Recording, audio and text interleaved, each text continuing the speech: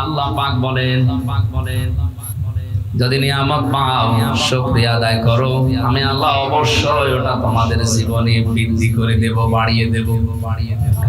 এই যে লাযিদান্নাকুম এই শব্দের ব্যাখ্যা করতে গিয়ে মুফাসসির লিখেছেন, কেউ যদি নিয়ামত পেয়ে শুকরিয়া আদায় করতে চায়, তিনটা শর্ত তাকে মানা লাগবে।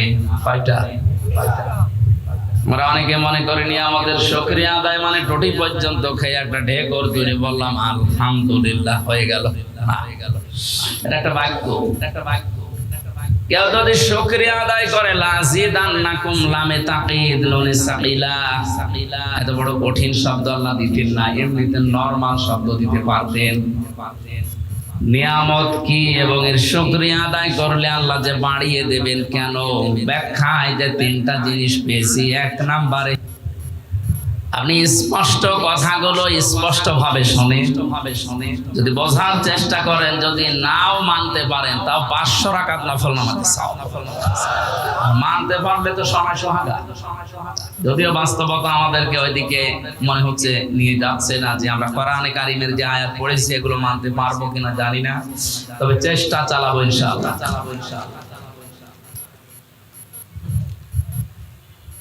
নিয়ামতের শুকরিয়া আদায়ের মাধ্যম প্রথম নাম্বারে আপনাকে মুখে বলা লাগবে যে হ্যাঁ এটা আমার জীবনে নিয়ামত। এটা কি? এটা বলা লাগবে। দুই নাম্বারে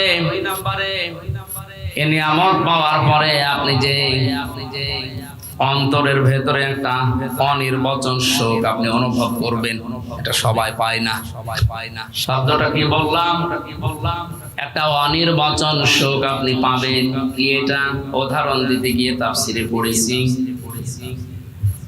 চিল যখন সো মারতে আসে পাখিকে, মুরগিকে, হাঁসকে, আমরা দেখি মুরগি আস্তে করে নিজের ডানাটা এভাবে বিছিয়ে ডাউন করে দেয়। এই যে ডাউন করার পরে ওর নিচে যে বাচ্চাগুলো যে একটা কিচির কিচির আওয়াজ দেয়, বাংলাতে এটাকে বলা হয় অনির্বচন আনন্দ। যদি কোনো নিয়ামত পাওয়ার পরে কোনো মানুষ শুকরিয়া আদায় করে, কোরআনে কারীম জানিয়েছে ওর মনের ভেতরে আল্লাহ একটা অজানা সুখ নিজের পক্ষ থেকে দান করবে। আজকের যে তেলাওয়াত কিন্তু আয়াতগুলো আমার মনে হচ্ছে এখানে অনেকে আলেম বসে আছে, দেখবেন আপনি যদি বোঝার চেষ্টা করেন, আমার চোখের দিকে তাকাবেন, আমার মন বলছে কোরআনের নিগুড় তথ্যগুলো উপস্থাপন করলে আমাদের অনেকের চোখে পানি আসবে।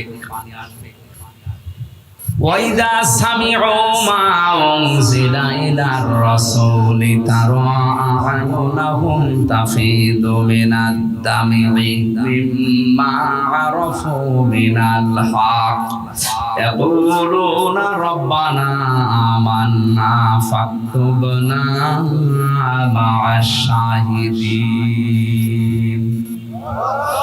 সূরা মায়েদার 83 নম্বর আয়াতে আল্লাহ জানিয়েছেন, হে নবী আপনি যখন কোরআনে কারীম তাদের সামনে পড়বেন, পড়া শ্রবণ করার পরে দেখতে পাবেন আপনার কথাগুলো যারা অনুধাবন করা, এর মর্ম মানেগুলো যারা উপলব্ধি করার ক্ষমতা রাখে, ওদের চোখ দিয়ে মনের অশান্তি পানি পড়ছে।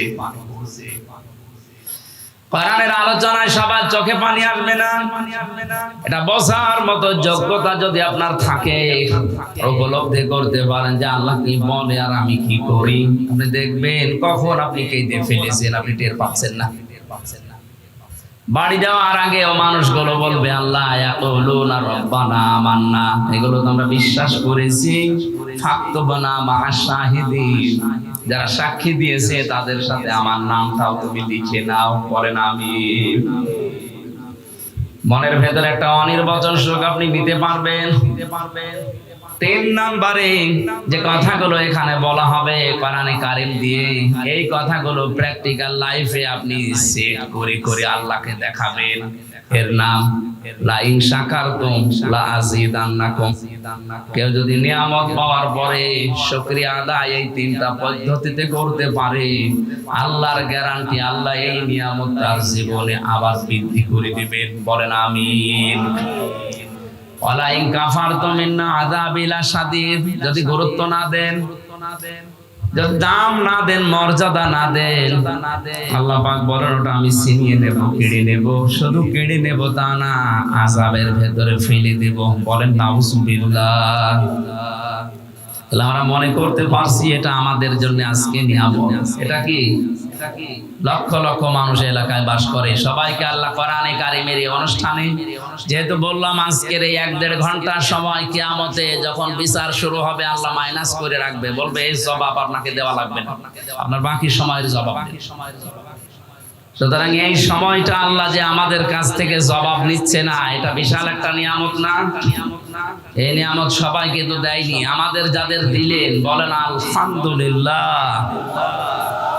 মানিত্তাবাল হুদা বিগাইরিল কোরআন আদাল্লাহুল্লাহ, তিরমিজি শরীফের হাদিস। আল্লাহর নবী জানিয়েছেন কোরআনে কারীম বাদ দিয়ে পৃথিবীর কোন জায়গায় যদি কেউ ভালো হওয়ার নিয়তেও যায়, আল্লাহ নিজে দায়িত্ব নিয়ে তাকে গোমরা বানিয়ে দেয়। এ কথার লোড কত যারা আলেম আছে টের পাচ্ছে। আদাল্লাহুল্লাহ, আদাল্লাহ ইউদিল্লু বাবে ইফআল। যদি দল্লা শব্দ আসতো, দল্লা ইয়াদিল্লু, বাংলা অর্থ হতো আপনি নিজেই নিজেকে খারাপ বানিয়ে ফেলেছেন। 43টা বাব থেকে শব্দটা যখন আসবে একটা একটা করে 43 রকমের অর্থ আসে।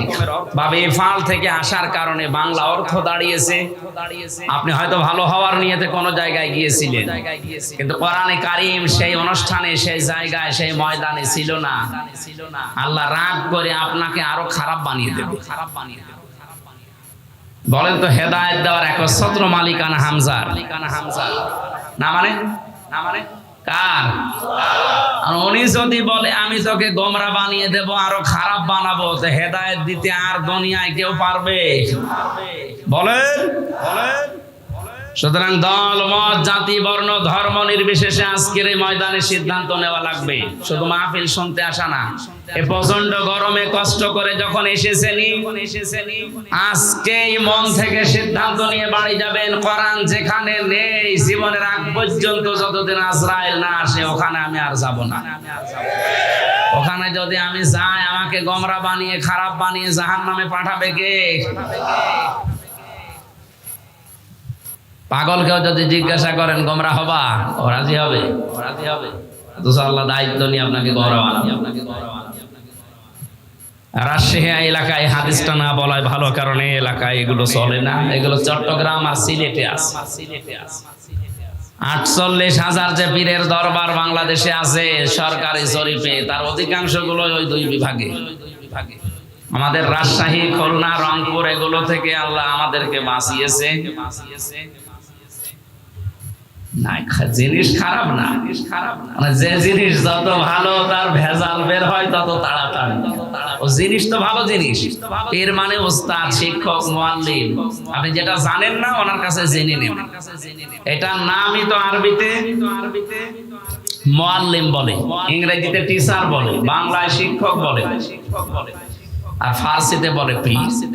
এটা শুনলে অনেকের রাগ হয়, কিন্তু শব্দটা ভালো, খারাপ না। যে উদ্দেশ্যে ব্যবহার করা দরকার ছিল হয়তো আজ অনেকে ওই উদ্দেশ্যে ব্যবহার না করে অনেকে এটাকে ব্যবসা বানিয়েছে।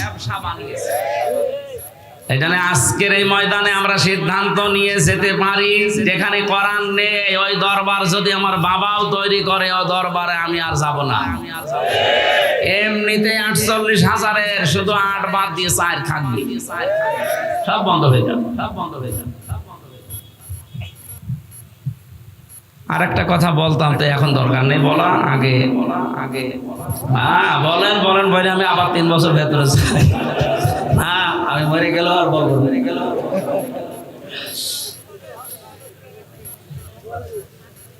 চোখ বন্ধ করে বলি আল্লাহ যা করে। শুধু পীর সাহেবের দরবারে কোরআন নেই, ওখানে গেলে আল্লাহ গোমরা বানিয়ে বেঁধে, তা না। যেই দলে কোরআন নেই ওই দল যদি আমি সাপোর্ট করি, ওখানে থাকি, আমাকেও আল্লাহ গোমরা বানিয়ে দেবে। সুতরাং এটা রাজনীতি মনে না করে নিজেকে বাঁচার জন্য আপনাকে বললাম। আমি দেখতে পাচ্ছি কোরআনের আর হাদিসের চোখ লাগিয়ে আপনি জাহান্নামে যাচ্ছেন।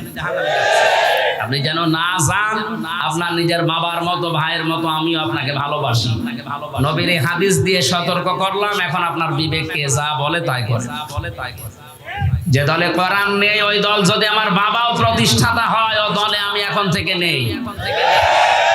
এটাকে সামিয়ানা পর্যন্ত না বাইরে যাবে? আল্লাহ আমাদের বিবেকের তালা লাগা দরজা খুলে দাও, বলেন আমিন।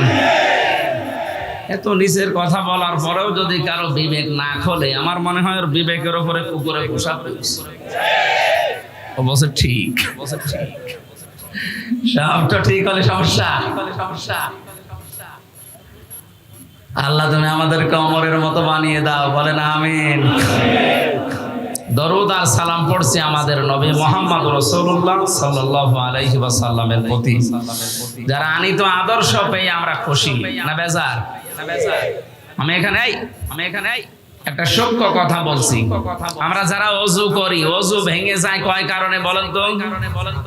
বলেন 7 কারণে ওযু ভেঙে যায়। যদি একটাও পাওয়া যায় ওযু ভেঙে গেছে, নষ্ট হয়ে গেছে, ওই ওযু দিয়ে আর নামাজ হবে? বলেন। এটা যেমন বুঝলেন, নামাজ ভেঙে যায় 19টা কারণে। কয়টা? কেউ যদি নামাজ পড়ে 19টার ভেতরে একটাও পাওয়া যায়, ওই নামাজ আর নামাজ হবে? ও নামাজ পড়াও যা। এই দুইটা বুঝেছেন কিনা আগে বলেন? বুঝেছেন? এটা যেহেতু ক্লাস চলছে আর বেশিরভাগ সব শিক্ষক বসে আছে। বিশ্ববিদ্যালয়ে থাকাকালীন দেখেছি সবচাইতে বেশি ক্লাসে প্রশ্ন করতেন ডক্টর লোকমান স্যার। ওনারা জিজ্ঞাসা করতো ছাত্র যে এত বেশি প্রশ্ন করেন, বছর প্রশ্ন করলে ওইটা জীবনে ভুল বাটা। আমি বারবার আপনাকে প্রশ্ন করছি কারণ আপনার মরণ পর্যন্ত যেন এটা মনে থাকে। নামাজ ভেঙে যায় 19টা কারণে, নিজেই বললেন একটা পাওয়া গেল নামাজ আর নামাজ থাকে না। ও নামাজ পড়াও যা, না পড়াও তা। ওযু করলে ওযু ভেঙে যায় 7 কারণে। আমল করলে আমল ভেঙে যায় 2 কারণে। কয় কারণ? রোজা রাখলে রোজাও ভেঙে যায়, হজ করলে হজও ভেঙে যায়, নষ্ট হয়ে যায়। যত ইবাদত আল্লাহ আমাদেরকে দিয়েছেন আমরা দেখেছি এগুলো ভেঙে যাওয়া, নষ্ট হয়ে যাওয়ার পেছনে কিছু না কিছু কারণ আছে। কথা বলেন না কেন? আর ওগুলো যদি ভেঙে যায়, নষ্ট হয়ে যায়, ওটা করাও যা, না করাও তা। যে জিনিস আপনাকে জান্নাতে নিয়ে যাবে তার নাম ঈমান, তার নাম আরো আসতে বলেন। এই ঈমানও ভেঙে যায় 10টা কারণে। এখানে হাজারো মানুষের অনেকেই জানে না ঈমান কয় কারণে ভাঙে।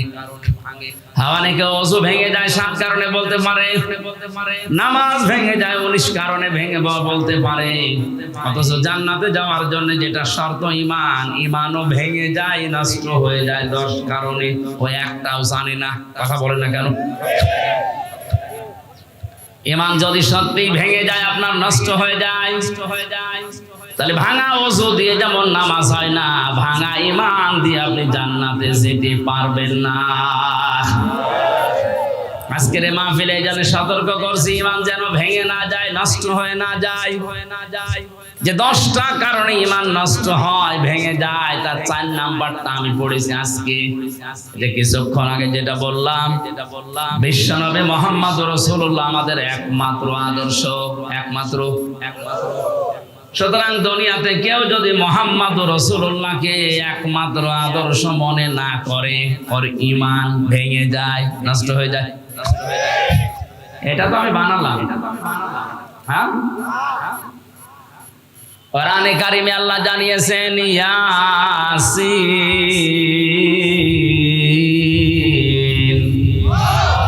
ইয়াসিন সূরার ভেতরে 86টা আয়াত আছে। একবার পড়লেই 10 খতম কোরআন শরীফের সওয়াব হয়। সে জন্মের পর থেকে শুনছি। কেন হয় এটা কোনোদিন চিন্তা করেননি? কেন এর চাইতে বড় সূরা নেই কোরআনে? সূরা বাকারা এর চাইতে মনে হয় 7-8 ডবল বড়। কই সেটা পড়লে তো 10 খতম কোরআনের সওয়াব হয় না। সূরা আলে ইমরান এত বড় 200টা আয়াত, এত বড় সূরা পড়লেও 10 খতম কোরআনের সওয়াব হয় না। ইয়াসিন মাত্র 5 থেকে 5.5 পৃষ্ঠা, 86টা মাত্র আয়াত। এটা পড়লে কোরআন 10 বার পড়া সওয়াব পাবেন এমনিতেই না, অবশ্যই কোনো না কোনো কারণ আছে। ফিজিলালিল কোরআনে তাফসিরে মুফাসসির সৈয়দ কুতুব শহীদ রহমাতুল্লাহ আলাইহি ইয়াসিন শব্দের ব্যাখ্যা করতে গিয়ে তিনি ফি জিলালিল কোরআনে দিয়েছেন। আল্লাহ কেন এই ৮৬টা আয়াতে ৮৬টা বিষয় আমাদের সামনে উপস্থাপন করলেন? কোন মানুষ যদি তার প্র্যাকটিক্যাল লাইফের শক্তি এগুলো মানতে পারে, আমার আল্লাহর কথা বাস্তব প্রতিফলন হবে।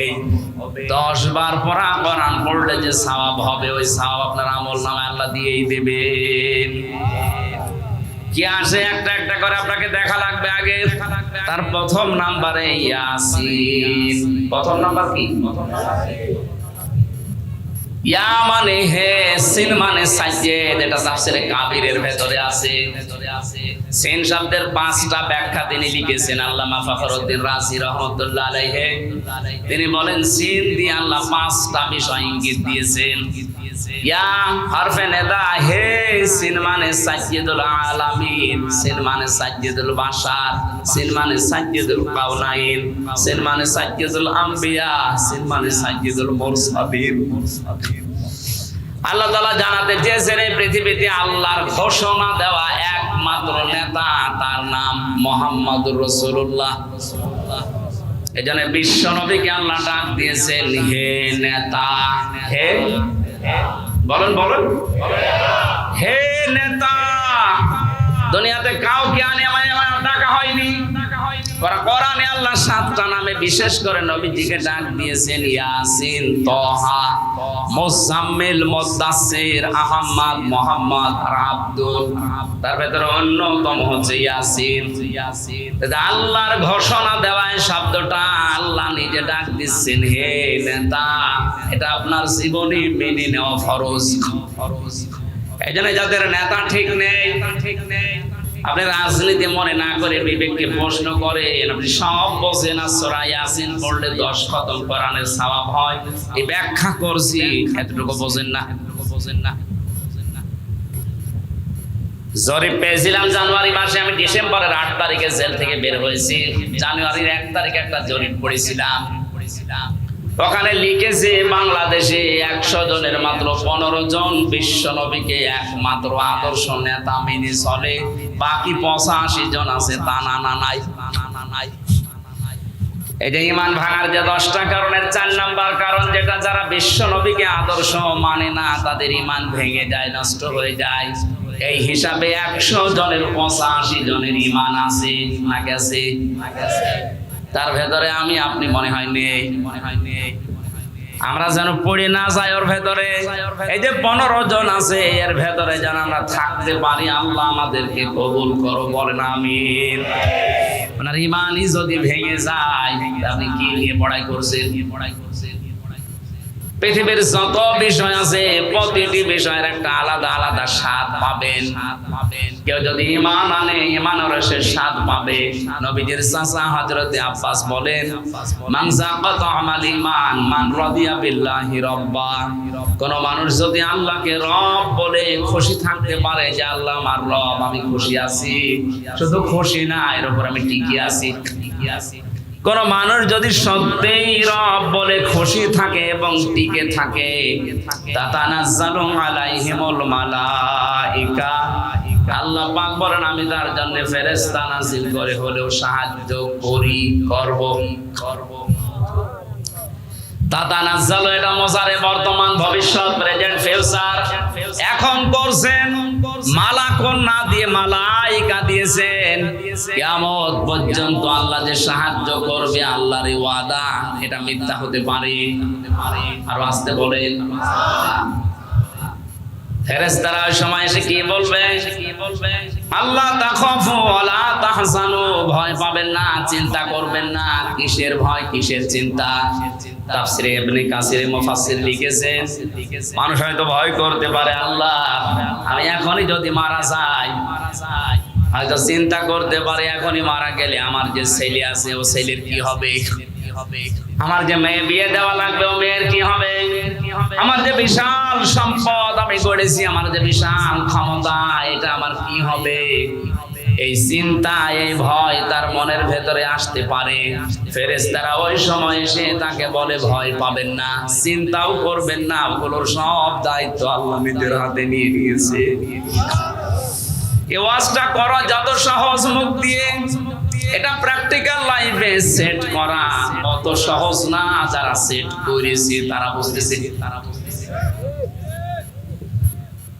আমি বলতাম না শুধু এই আয়াতের সাথে রিলেটেড, এই জন্য বলছি যেন আপনি উদ্বুদ্ধ হতে পারেন।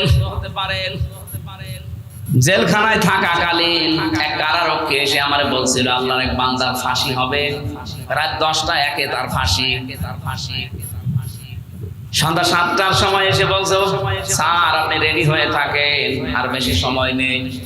উনি আমারে বলছে কারারক্ষী ভাই এখনো তো 3টা ঘন্টা আছে, আমি 2 ঘন্টা ঘুমিয়ে গেলাম, তুমি 1 ঘন্টা আগে আমারে ডেকে দিও।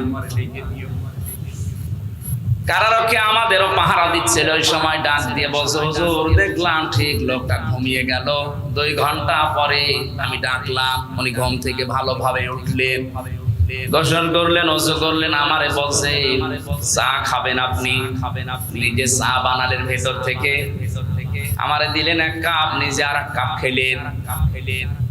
2 রাকাত নামাজ আদায় করে ডাক দিয়ে বলছে ভাই এবার চলেন, আমি রেডি হয়ে গেছি। অনেক বলছে হুজুর আমিও তো মানুষ, আমার তো মনে হচ্ছিল ওই সময় যে মাত্র আর 1 ঘন্টা যার বাকি আছে ফাঁসির, এই লোকটার ঘুম আসে কি করে? আমার তো নাম শুনলেই ঘুম উড়ে যায়, আর আমি ঘুমাচ্ছে। অথচ লোকটা আমার মতো ফকিন্নি না। তার যে বিশালতা আমি নাম নিলাম না, এত কিছু দুনিয়াতে করেছে, তার ওই পর্যায়ে চিন্তা করলে আমার মাথা খারাপ হয়ে যায়। আর সে কোনো চিন্তা নেই, বিনা চিন্তাতে দেখলাম আর আমি ঘুমিয়ে গেছে। আমি সারা জীবন ওয়াজে শুনেছি যারা আল্লাহকে রব বলার পরে সন্তুষ্ট থাকে, টিকে থাকে, তাদের উপর নাকি ফেরেশতা নাজিল হয়ে চিন্তা করো না, দুঃখ করো না এটা বলে। আমি নিজে এটা আমার চোখে দেখেছি। নাই তো এই সময় মানুষের ঘুম আসার কথা না। আল্লাহ তাখাফু ওয়ালা তাহজানু, ফেরেশতারা যেন কানের কাছে এসে বলে আল্লাহর বান্দা ভয় পাবেন না, চিন্তা করবেন না। আপনার ছেলে নিয়ে, আপনার মেয়ে নিয়ে, আপনার ব্যবসা প্রতিষ্ঠান নিয়ে, আপনার রাজনীতি নিয়ে চিন্তা হয়, ওগুলোর সব দায়িত্ব আল্লাহ নিজের হাতে নিয়েছে। আপনি আল্লাহর জান্নাতে যান। আল্লাতি কুনতুম তুআদুন, যার ওয়াদা আল্লাহ নিজে করেছেন, বলেন সুবহানাল্লাহ। নাহনু আউলিয়াউকুম ফিল হায়াতিদ দুনিয়া ওয়া ফিল আখিরাহ ওয়া লাকুম ফিহা মা তাশতাহি আনফুসুকুম ওয়া লাকুম ফিহা মা তাদউন নুজুলাম মিন গফুরির রহিম।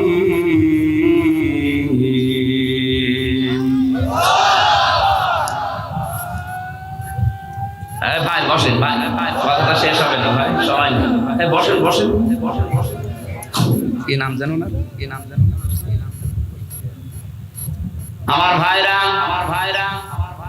আমি আয়াতের টিপ যেটা ভেতরে যেটা শব্দ পেয়েছি, সত্যি যদি আমরা আল্লাহকে রব বলার পরে সন্তুষ্ট থাকতে পারি, খুশি থাকতে পারি, ঈমানের একটা স্বাদ আমরা পাবো। শুধু পাবো এতটুকুই না, ফেরেশতারা বলবে আমরা তোমাদের সাথে আছি। আমরা এইটা এখন দেখতে চাই। ফিলিস্তিনের মুসলমানদের জন্য এটা এখন সবথেকে জরুরি।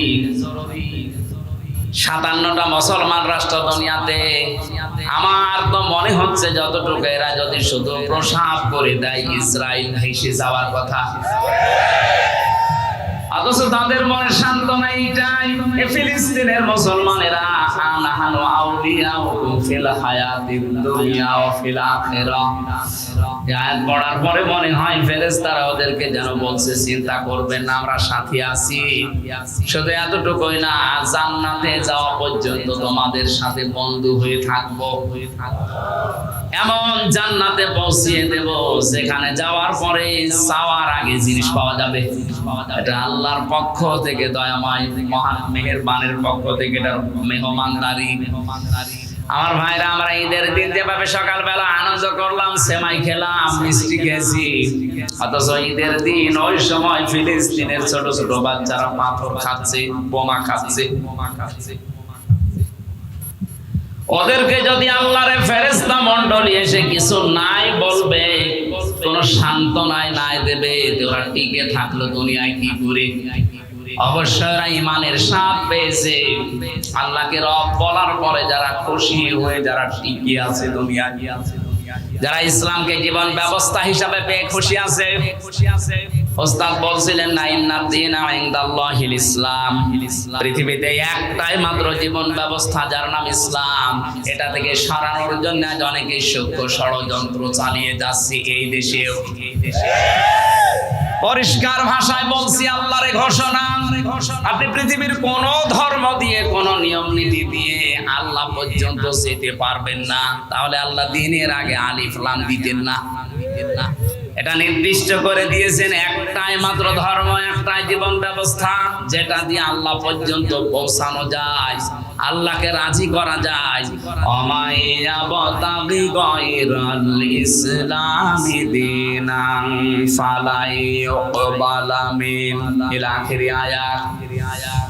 তোমাদের ভেতরে ইসলাম বাদ দিয়ে যদি অন্য কোন নিয়ম নীতি ধর্ম দিয়ে আল্লাহ পর্যন্ত যেতে চাও, তোমাদের জীবনের কোনো কিছু আল্লাহ কবুল করবেন না, করছেও না, করবেনও না। বলেন নাউজুবিল্লাহ।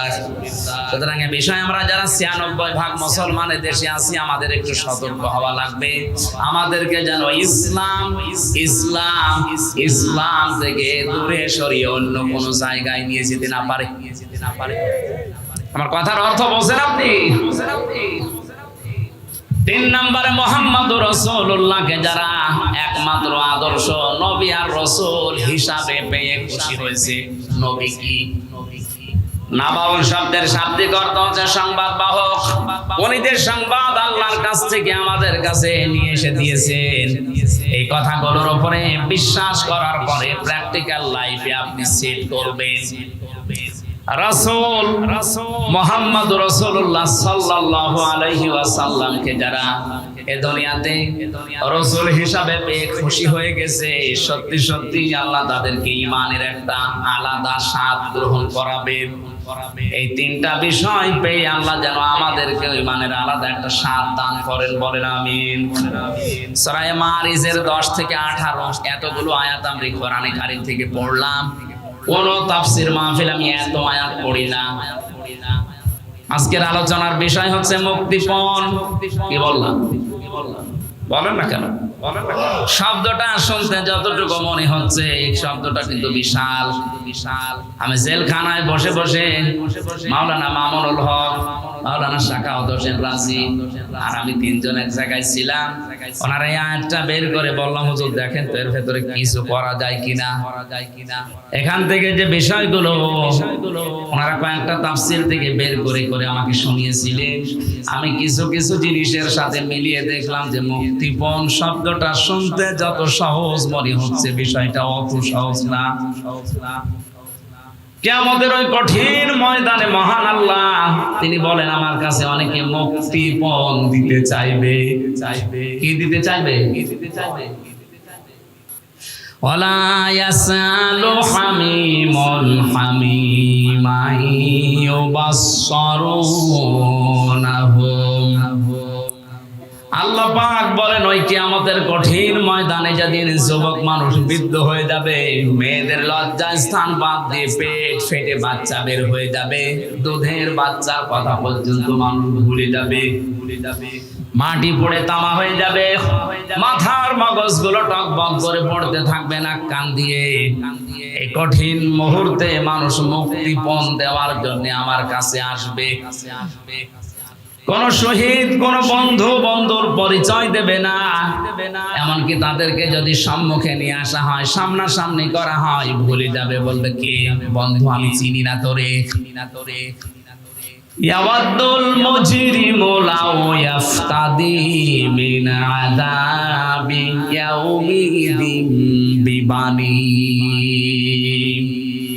আল্লাহ পাক বলেন, ওই কঠিন মুহূর্তে মানুষ আমাকে মুক্তিপণ দিতে চাইবে, তার সন্তানাদি কি দেবে? আমার ছোট মেয়েটা জান্নাতুল মাওয়ার পরে যেটা ফারিহা জান্নাত, এর আমি 1 বছর রেখে গিয়েছিলাম জেলখানায় যাওয়ার আগে। এখন ওর বয়স 4 বছর।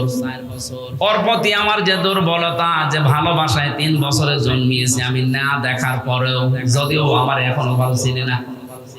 জেল থেকে বের হয়ে বাড়ি গেলে যেদিন গেলাম আমার বছর হুজুর আমাদের বাড়ি চলেন, হুজুর আমাদের বাড়ি চলেন মানে ও যে আমার মেয়ে, আমি যে ওর বাবা, ও আমার চিনেই না, মনে করে বিভিন্ন হুজুর আসে, আজকে মনে হয় হুজুরই এসেছে।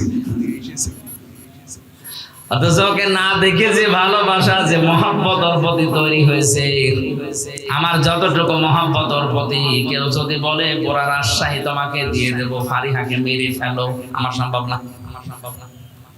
কি ভালোবাসা ওর প্রতি বলেন তো আমার। অথচ আল্লাহ বলেন কিয়ামতে ফারিহাকে আমার কাছে হামজা বলবে, আল্লাহ মুক্তিপণ দিয়ে দিলাম, এটা আপনি এটা বলবো। আমি যে বলবো, এটা কি বানাচ্ছি আমি? কোরআনে কারীম আমাকে জানাচ্ছে যেটা আমি বলবো। ফারিহা জান্নাতের মতো এত মহব্বত ভালোবাসার বস্তুকে যদি আমি বিনিময় দেওয়া, মুক্তিপণ দেওয়া, ফিদিয়া দিতে চাই, আর কি বাকি থাকবে আমার কাছে? আল্লাহ পাক বলেন শুধু সন্তানাদি না, ওয়া সাহিবাতিহি ওয়া বানি ওয়া আখি, এমনকি তার স্ত্রী, তার সহোদর যারা, তার ভাই, তাদেরকেও আল্লাহর কাছে সে মুক্তিপণ হিসাবে বলবে, আল্লাহ এগুলো নিয়ে নাও। ওয়া ফাসিলাতিহি আল্লাতী তুবি, তার জ্ঞাতি গোষ্ঠী, তার দলের লোক, যারা তাকে আশ্রয় দিত বিপদে পড়লে, যাদের নাম শুনলে তাকে অনেক বিপদ থেকে বাঁচিয়ে দিত, এই মানুষগুলোকে সে বলবে, আল্লাহ এগুলো মুক্তিপণ দিয়ে দিলাম, এগুলো নিয়ে নাও, আর তোমার আমাকে বাঁচাও অন্তত। আল্লাহ বলেন এতটুকুই না, ওয়া মান ফিল আরদি জামিআ, এমনকি তামাম দুনিয়ায় ওর যা আছে তা তো দিতে চাইবে, ওর যা নেই তাও বলবে আল্লাহ ওগুলো দিয়ে দিলাম। সম্মা ইউজি, এর বিনিময়েও তুমি আমাকে নাজাত দাও, আমাকে বাঁচাও। আল্লাহ পাক এবার কঠিন জবাব দিয়েছেন, কাল্লা, না, কখনোই না, ইন্নাহা লাযম, অবশ্যই এই মানুষগুলোকে আমি আল্লাহ লাজায় প্রবেশ করাবো। কোন জায়গায়? বলেন। এখানে একটা কমন প্রশ্ন আমরা অনেকবার করেছি, আমরা অনেকেই জানি যে জাহান্নাম 7টা, জান্নাত 8টা। সূরা হিজরের 44 নম্বর আয়াতে আল্লাহ জানিয়েছেন, লাহা সাবআতু আবওয়াব, এই জাহান্নামের দরজা 7টা। কয়টা? তাহলে জাহান্নামে একটা দরজা 7টা, জান্নাত একটা দরজা 8টা। আমি কোরআনে 100টার উপরে দরজার স্তর পেয়েছি। মানে ওইগুলো আমাদের আলোচনার বিষয় না, বা ওগুলো আমরা আলোচনা করি না, তাই জানি না। জান্নাতের দরজা কিন্তু শুধু 8টা না, 100টার উপরে আছে। জাহান্নামের 7টা আমাদের কাছে পরিচিত বেশি, তার ভেতরে গুরুত্বপূর্ণ এই একটা জাহান্নাম, তার স্তর বা দরজা হচ্ছে 7টা। মনে করেন আল্লাহ পাক বলেন, লিকুল্লি বাবিম মিনহুম জুজউম মাকসুম, দুনিয়াতে যে ধরনের অপরাধ করবে, কিয়ামতে আল্লাহ তাকে ওই দরজা দিয়ে প্রবেশ করাবে, তার জন্য ওই কিসিম, ওই অংশ ভাগ করা থাকবে। এটা ইবতিদায়ী মাদ্রাসা 1 থেকে 5 পর্যন্ত পড়ায়, 5টা ক্লাসরুম আছে না? বলেন, 5টা ক্লাসরুমের 5টা দরজা আছে। যে যেই শ্রেণীতে পড়ে ওই দরজা দিয়ে সে প্রবেশ করে। ক্লাস 1-এ পড়ে, ও 5-এ যে ক্লাস করতে পারবে। আল্লাহ পাক বলেন, দুনিয়াতে যে যেই ধরনের কাজ করছো, করবা, যে ধরনের অপরাধ করছো, কিয়ামতের দিন ওই দরজা দিয়ে তোমাদের আমি প্রবেশ করাবো। এখন আমাদের এই মাহফিলে আসার পরে এটাই বোঝার বিষয় যে আমি কোন দরজা দিয়ে প্রবেশ করার উপযুক্ত হলাম। অবশ্যই কোন না কোন দরজার পাশে আমি দাঁড়িয়ে আছি। ফেরেশতা মালিক দারওয়ান যিনি আছে, উনি আমাকে কিন্তু জিজ্ঞাসা করবে, কেন লাজায় আসলে, কেন সাকারে আসলে, কেন হুতমায় আসলে, কেন হাবিয়ায় আসলে, কেন জাহিমে আসলে, কেন জাহান্নামে আসলে। জাহান্নাম একটা দরজার নাম। এই 7টা নাম দিয়ে আল্লাহ দরজার নামে নামকরণ করলেন। তার ভেতরে ভয়ঙ্কর দরজার নাম হচ্ছে লাযা। আল্লাহ পাক বলেন নাযাআতাল লিশাওয়া। এত ভয়ঙ্কর, এখানে ঢুকলেই মানুষের চামড়া আগে খসে যাবে। আর ভাই চামড়া এমনি খসে না। একটা ঘরের ভেতরে আপনি প্রবেশ করলেন, চামড়া খসে যাবে না। কি যন্ত্র সেখানে সেট করা আছে, কি আযাব দেওয়ার জিনিসগুলো আছে যে গেলে চামড়া খসে যায়। বলেন, আপনি অনুধাবন করতে পারছেন যে জায়গাটা কত মারাত্মক। যেখানে গেলে আগেই চামড়া খসে যায়। এই যে লাযা নামে জাহান্নামের দরজা দিয়ে প্রবেশ করবে, মাত্র 2টা গুণ যাদের দুনিয়ায় আছে তাদেরকে এই দরজা ডাকবে। তাদউ মান আদবারা ওয়া তাওয়াল্লা। এই জাহান্নামের লাযা নামক দরজা তাদেরকে ডাক দেবে দুনিয়াতে যারা সত্যকে সত্য জানার পরও পৃষ্ঠ প্রদর্শন করেছে, মুখ ফিরিয়ে চলে গেছে। আর বাংলাদেশে এখন এই শ্রেণীর মানুষ বেশি। ইব্রাহিম আলাইহিস সালাম আমাদের মালিক মহান রব্বুল ইজ্জত ওয়াল জালালকে খুঁজে পাওয়ার জন্য তিনি শত চেষ্টা করেছিলেন। কখনো তারকা দেখে মনে করেছেন এইটা আমার রব, কখনো সূর্য দেখে মনে করেছেন এইটা আমার রব, কখনো চন্দ্র দেখে মনে করেছেন এইটা আমার রব। সর্বশেষ যখন সবগুলো অস্তমিত হয়ে গেছে বলছেন না, যেগুলো ডুবে যায়, যেগুলো অস্তমিত হয়ে যায়, যেগুলো শেষ হয়ে যায়, এগুলো আমার মালিক হতে পারে না। ইন্নী ওয়াজ্জাহতু ওয়াজহিয়া লিল্লাযী ফাতারাস সামাওয়াতি ওয়াল আরদা হানিফা ওয়া মা আনা মিনাল মুশরিকিন। বলেন আল্লাহু আকবার। হযরত ইব্রাহিম কত চেষ্টা করে সাধনা করে তার মালিককে খুঁজে পেয়েছে, অথচ বাংলার মুসলমানদের চোখে আঙ্গুল দিয়ে দেখিয়ে দিলেও এরা মানতে চায় না। জাহান্নামে লাযা নামক এই দরজা তাদেরকে ডাকবে। তাদউ মান আদবারা ওয়া তাওয়াল্লা। যারা সত্য থেকে পৃষ্ঠ প্রদর্শন করে আর মুখ ফিরিয়ে চলে যায়। আমি যে প্রথমেই বললাম এই শ্রেণীর মানুষ বাংলাদেশে বেশি, এটাকে আমি ভুল বললাম। কথা বলেন না কেন? কারণ এই দেশের মতো এত কোরআনের আলোচনা পৃথিবীর কোন জায়গায় হয় না। আলেমরা চোখে আঙ্গুল দিয়ে দেখিয়ে দিচ্ছে যে এটা সত্যের পথ, এটা মিথ্যা পথ। জানার পরও আপনার বিবেকে কোনো নাড়াই দেয় না। আপনি বিশ্বাস করতে পারেন আপনাকে জাহান্নামে লাযার সামনে দাঁড় করানো আছে, আপনি শুধু প্রবেশ করবেন। সত্যকে সত্য জানার পরে যারা অহংকার করে মুখ ফিরিয়ে নেয়, যারা মানতে চায় না, হিংসা করে, এরা এক প্রকার ইহুদি আর খ্রিস্টানদের মতোই। কারণ ওদের তাওরাতে, ওদের ইনজিলে লেখা ছিল মুহাম্মদুর রাসূলুল্লাহ শেষ নবী, সর্বশ্রেষ্ঠ নবী, কিন্তু ওরা হিংসা করে আর অহংকার করে মেনেছিল না। কথা বলে না কেন? ওদের কিতাবে তো লেখা ছিল কিন্তু ওরা মানতো না, হিংসা করে। হিংসা কি? অহংকার কি? ওরা অহংকার করতো এই কারণে যে আমাদের ভেতরে, আমাদের ইহুদি খ্রিস্টান ধর্মে নবী পাঠাবে সর্বশেষ নবী না, মুসলমানদের ইসলাম ধর্মে পাঠিয়েছে, ওটা আমরা মানি না। আর হিংসা করতো এই যে আর লোক পায়নি আল্লাহ, এই গরিব মানুষ নবী বানিয়েছে, এত টাকাওয়ালা সম্পদওয়ালা ক্ষমতাওয়ালা মানুষ আছে, তাদেরকে আল্লাহ চোখে দেখলো না, তোমার মতো গরিব মানুষ চোখে দেখেছে, ও মানি না। এই যে সত্যকে কিন্তু জানতো ওরা সত্য, কারণ তাওরাতে আর ইনজিলে মুসা নবী, ঈসা নবীর চাইতে মুহাম্মদ রাসূলুল্লাহর পরিচয় বেশি ছিল। মুসা নবীর নাম যদি একবার থাকে, মুহাম্মদ রাসূলুল্লাহর নাম ছিল 900 বার। এতবার থাকার পরে ওরা সত্যকে সত্য জানার পরেও মানে নাই। আল্লাহ পাক প্রতিদিন আমাদের এই মুখ দিয়ে কমপক্ষে 17 বার ওদের নামে বরদোয়া বের করায়। গায়রিল মাগদুবি আলাইহিম ওয়ালাদ-দাল্লিন। এখানে যে 2টা জাতির কথা আছে, ইহুদি আর খ্রিস্টান, এরা সত্যকে সত্য জানার পর মানে নাই। এজন্য আল্লাহ তাদেরকে ধ্বংস করে দিয়েছেন, তাদেরকে গজব দিয়েছেন, তাদেরকে বরদোয়া দিয়েছেন। আমরা যদি আর সত্যকে সত্য জানার পরে হিংসা করে, অহংকার করে, আর যে কোনো কায়দায় না মানি, আমাদের বরদোয়া আমাদের বিরুদ্ধে যাবে। প্রতিদিন অন্তত আপনি অন্য নামাজ না পড়লেও ফরজ নামাজ তো পড়েন। ফরজ নামাজ 17 রাকাতে অন্তত এই কথা বলাই লাগে, গায়রিল মাগদুবি আলাইহিম ওয়ালাদ-দাল্লিন।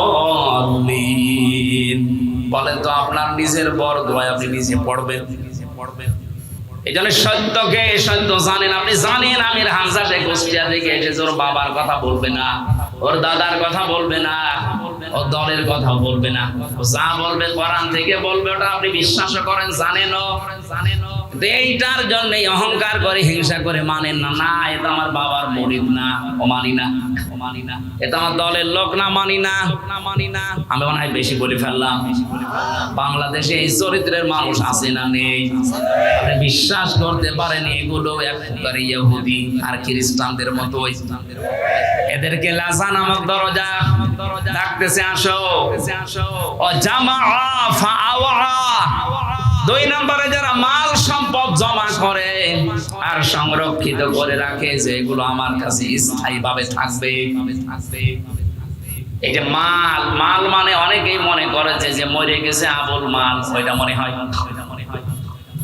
কিছুদিন আগে যিনি বিদায় নিয়েছেন মন্ত্রণালয় থেকে, যিনি অর্থমন্ত্রী ছিলেন সাবেক, কি কামাল, এই মাল নাকি? আবুল মালও না, কামালও না, এ মাল কি? ফি জিলালিল কোরআনে মুফাসসির লিখেছেন, মাল শব্দের ব্যাখ্যায় তিনি 5টা বিষয় তুলে ধরেছেন। যারা এই 5টা বিষয় জমা করে আর বারবার সংরক্ষিত করে রাখার চেষ্টা করে আর মনে করে আমার কাছে থাকবে, ইয়াহসাবু আন্না মালাহু আখলাদা, যারা ধারণা করে এগুলো আমার কাছে স্থায়ীভাবে থাকবে, এগুলো আর হাত ছাড়া হবে না, এই মানুষগুলোকে মহান আল্লাহ হুতমা নামক দরজা দিয়ে প্রবেশ করাবে। বলেন নাউজুবিল্লাহ।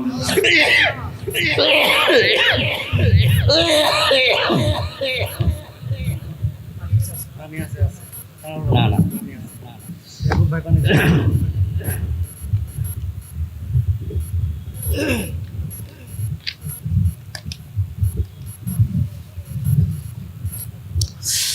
তাফসীরুল কোরআন মাহফিল লিখে দিয়েছেন, ওই জন্য তাফসীর আকারে কথা বলছি, নাকি আমি সাপের কাহিনী শুরু করব? আল্লাহ পাক জানিয়েছেন যারা মাল জমা করে, আল্লাযী জামা মালা ওয়া আদ্দাদা, আর বারবার গণনা করে, মনে করে আমার কাছে স্থায়ীভাবে মাল থেকে যাবে, এটা সংরক্ষিত করে রাখার চেষ্টা করছে। এদেরকে লাসা এবং হুতামা নামে যে জাহান্নামের দরজা, এদেরকে ডাকবে, আসো। এমন কঠিন অবস্থা আল্লাহ দরজার ভেতরে রেখেছেন, নারুল্লাহিল মুকাদ্দা। আল্লাহ পাক বলেন, হুতামা নামক জাহান্নামে যে দরজার ভেতরে আগুন আছে, এই আগুন আমি আল্লাহ নিজে জ্বালিয়েছি। বলেন নাউজুবিল্লাহ।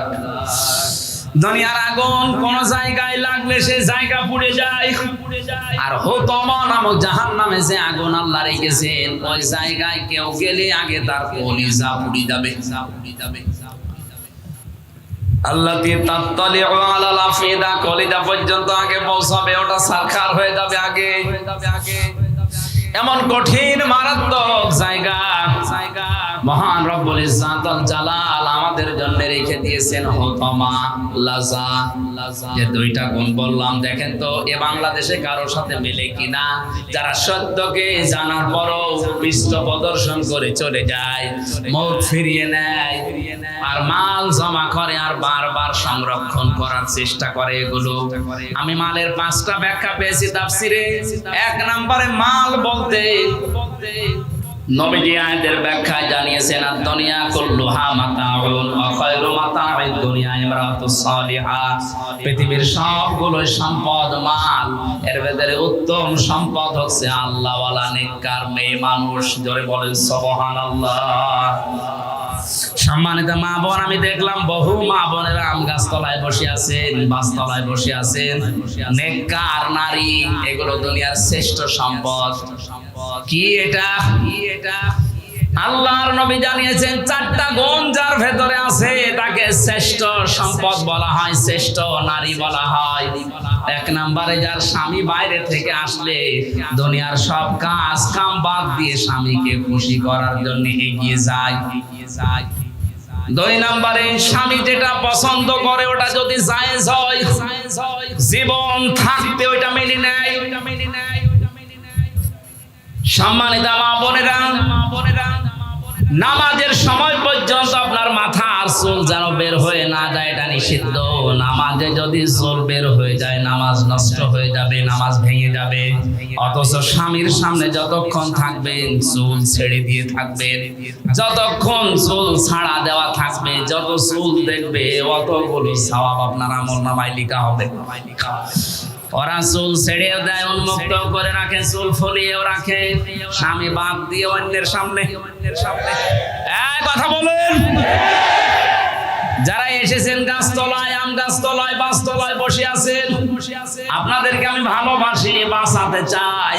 আপনি যদি সত্যি শ্রেষ্ঠ সম্পদ হতে চান, স্বামী যখন বাইরে থেকে আসবে দুনিয়ার যত গুরুত্বপূর্ণ কাজ থাক সব আপনার জন্য হারাম। এখন কোনো কাজ জায়েজ নেই।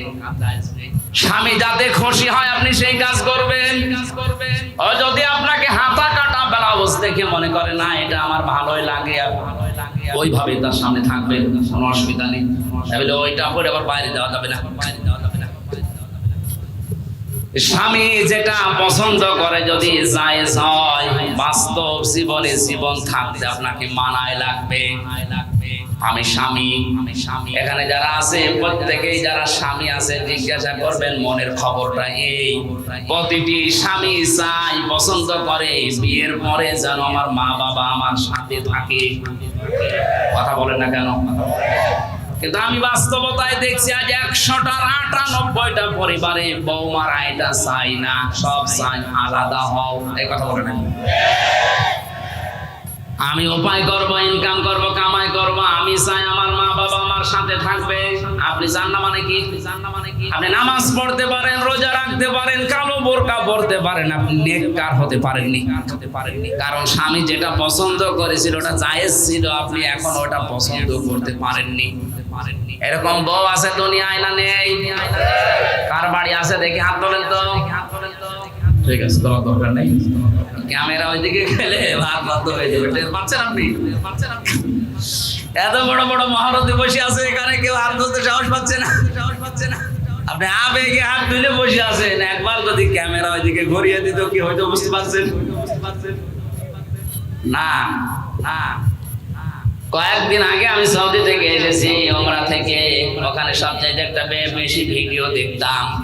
বাংলাদেশের চট্টগ্রামের এক জায়গায় 4 ছেলে 2 মেয়ে, এরা 6 ভাই বোন মিলে তার 95 বছরের বয়সের বাবাকে নিজের সম্পদগুলো সব নিজেদের নামে লিখে রাস্তায় ছেড়ে দিয়েছে। নাউজুবিল্লাহ মানে শুধু নাউজুবিল্লাহ বলে শেষ করে দেবেন হয়ে গেল না। শুধু ওই 6 ভাই বোনের দোষ না, ওই বাবারও দোষ আছে। বলেন, এই 6টা ভাই বোন জানেই না যে বাবা কি জিনিস। মা মরে গেছে 10 বছর আগে, নিজেরা 6 জন মিলে কায়দা করে বাবার জমিগুলো নিজের নামে লিখে নিয়ে বাবাকে এখন রাস্তায় ছেড়ে দিয়েছে। বেটার বয়স 95 বছর, ও পড়বে রাস্তায়, মরবে ডেনে পড়ে, সারা জীবন কুকুরের খাবার হবে। সেটা নাউজুবিল্লাহ যারা বললেন না, আমি নাউজুবিল্লাহ বলতে চাই না। এখানে দোষ এই বাবাটার আছে, কারণ আল্লাহর পরে যে মার বাবার স্থান, ও বাবা ওই 6 ছেলে মেয়েকে কোনোদিন জানায়নি, ওই রকম শিক্ষা কোনোদিন তাদের দেয়নি। কথা বলেন ঠিক কিনা? আর শিক্ষা ব্যবস্থা নিয়েও যে সূক্ষ্ম ষড়যন্ত্র অনেকে করছে।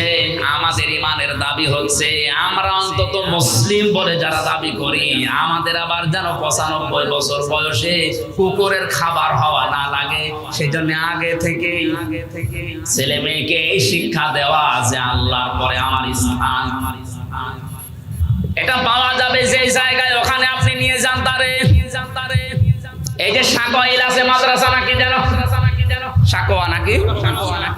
এরকম জায়গায় দিয়ে দিলে ওই জায়গা থেকে যে অধ্যক্ষ পক্ষ সাহেব ওনাকে শিখাবে আপনার ওই ছেলেকে ওই মেয়েকে আকাদা রাব্বুকা আল্লা তা'বুদু ইল্লা ইয়্যাহু ওয়া বিল ওয়ালিদাইনি ইহসানা।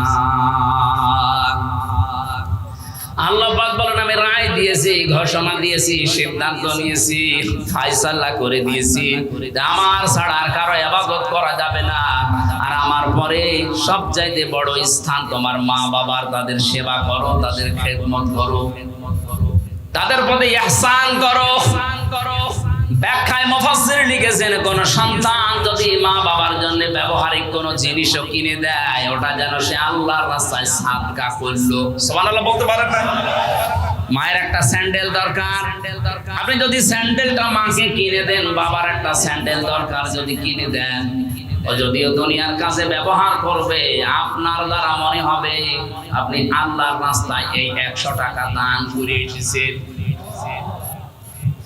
বাংলার হাজারো মানুষ এই বিষয়টা না জানে আজ যে সমস্ত জায়গায় টাকা পয়সা গুলো সম্পদ গুলো খরচ করছেন না জেনে না বুঝে, এটা রেকর্ড হচ্ছে, কালকে তামাম দুনিয়ায় ছড়াবে।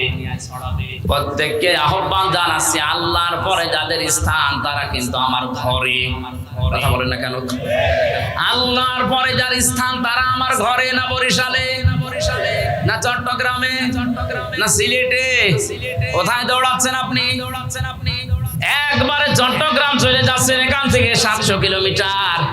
একবারও চিন্তা করেন না এখানে 7 গজ দূরে যিনি বসে আছে তার নাম আল্লাহ আমার আল্লাহর পরে দিয়েছেন। ওই 6টা ছেলে মেয়ে যদি সত্যি জানতো যে আল্লাহর পরে স্থান আমার এই বুড়ো বাবার, 6 ভাই বোন মিলে জিনিস জমি জায়গাগুলো কায়দা করে লিখে মুরব্বী বয়সে রাস্তায় ছেড়ে দিত না। এখানে 2টা কারণ আছে। এদেরকে তো শিক্ষা দেয়নি, এই শিক্ষাটা 1-2 নাম্বারে এদের যাদের সংসার আছে এই সংসারে যে মহিলাগুলো আছে এরা এদেরকে বাধ্য করেছে বুড়োকে বের করে দাও। সম্মানিত মা বোনেরা, আপনার শ্বশুর শাশুড়ির খেদমত করা, সেবা করা আপনার জন্য ফরজ না। ওই সন্তানের জন্য তার মা বাবার সেবা করা, খেদমত করা, খরচ করা ফরজ। কিন্তু আপনার প্রলোভনে পড়ে আপনার কথাবার্তা, আপনার আচরণে যদিও বাধ্য হয় তার মা বাবার সাথে খারাপ আচরণ করতে, এর ভাগীদার আপনিও। বাংলাদেশে এরকম বেটার বউ আছে না নেই? এরকম পুত্রবধূ নেই?